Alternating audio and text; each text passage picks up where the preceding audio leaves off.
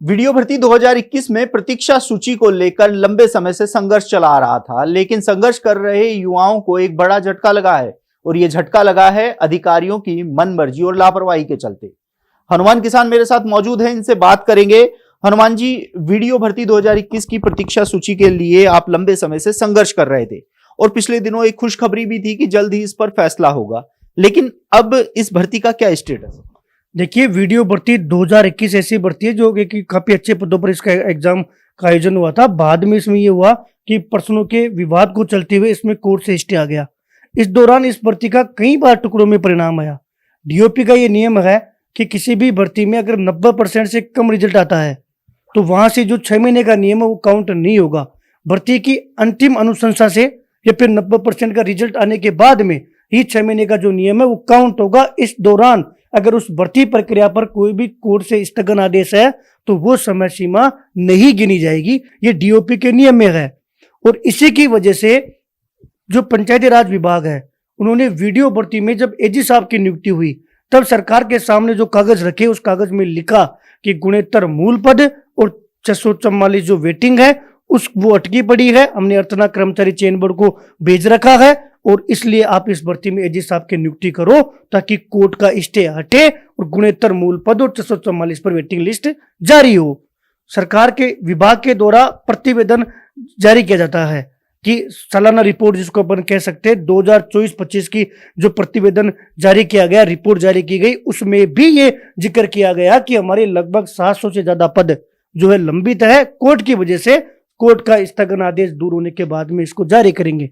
कर्मचारी चयन बोर्ड को अर्थना भी भेज दी गई। हमने इस दौरान कई बार आरटीआई भी लगाई, उसमें भी इसका जिक्र किया गया कि 644 पद आपकी जिंदा है। और ये सारी बातें हो रही है कब? कोर्ट स्टे के बाद में, यानी कि उस दौरान हो रही है जिस दौरान डिपार्टमेंट ये नहीं कह रहा कि आपका जो 6 महीने का नियम है वो पूरा हो गया। और उसमें डीओपी के नियम में ये चीज भी लिखी हुई है कि अगर आप कालांतर में रिजल्ट निकालते हो, टुकड़ों में रिजल्ट निकालते हो ना, तो वो काउंट नहीं होंगे। जो अंतिम अनुशंसा होगी वहीं से गिनती करेंगे। अब अधिकारियों से हमारी फाइनल वार्ता हुई मंगलवार को और अधिकारियों का ये कहना है कि कालांतर में जो हमने रिजल्ट निकाले, टुकड़ों में जो रिजल्ट निकाले, उन टुकड़ों में जहां 90% हो गया ना, मतलब गुणेत्तर का रिजल्ट बाकी है, इससे पहले जो रिजल्ट आया ना वह 98.12% हो गया रिजल्ट, तो हम वहां से गिन रहे हैं। और वहां से गिनने के बाद में 6 महीने का नियम पूरा हो गया।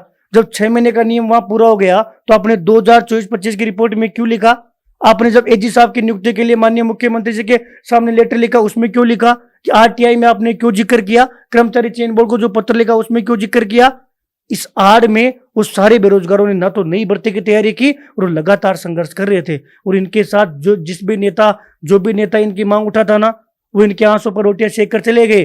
कई लोगों ने प्रचार करवा लिया, कई लोगों ने वहां जाओ और यहाँ जाओ, हर काम इनसे करवा लिया। जब ये अंत में हमारे पास आए तो हमने इनकी एजी साहब से नियुक्ति करवाई, कोर्ट से स्टे हटवाया और सरकार से लगातार हम वार्ता कर रहे थे। और माननीय जोगाराम पटेल जी के नेतृत्व में हम इस मांग को सरकार तक पहुंचा रहे थे कि सब इनके साथ गलत हुआ है।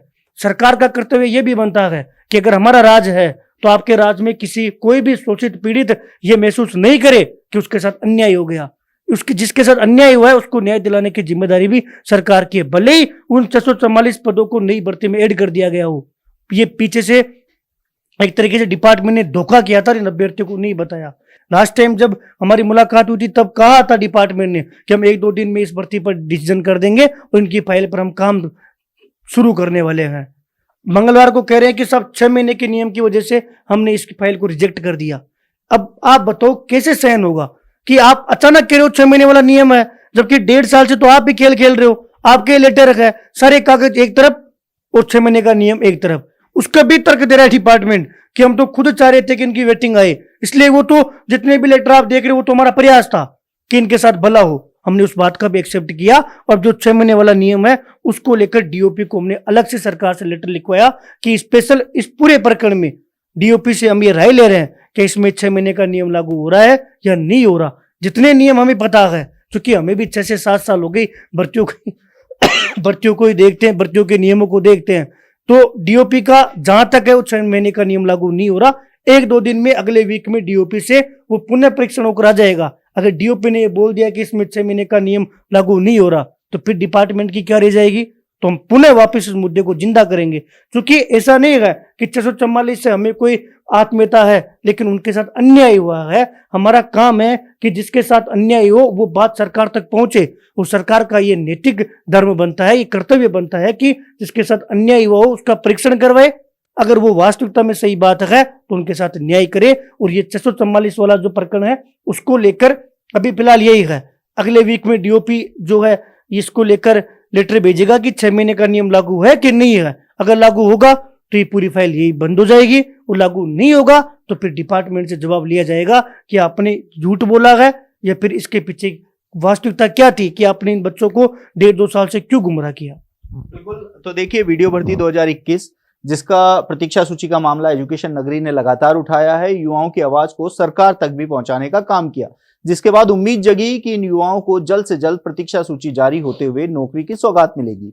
लेकिन अब अधिकारियों की मनमर्जी इन 644 अभ्यर्थियों पर भारी पड़ रही है, क्योंकि न तो इन्होंने नई भर्ती की तैयारी की और अब पुरानी भर्ती से भी ये हाथ धोते हुए नजर आ रहे हैं। ऐसे में अब देखना होगा कि आने वाले समय में इनका संघर्ष रंग ला पाता है या अधिकारियों की मनमर्जी इन पर भारी पड़ती है। आप देखते रहिए एजुकेशन नगरी। मैं हूं ललित वर्मा।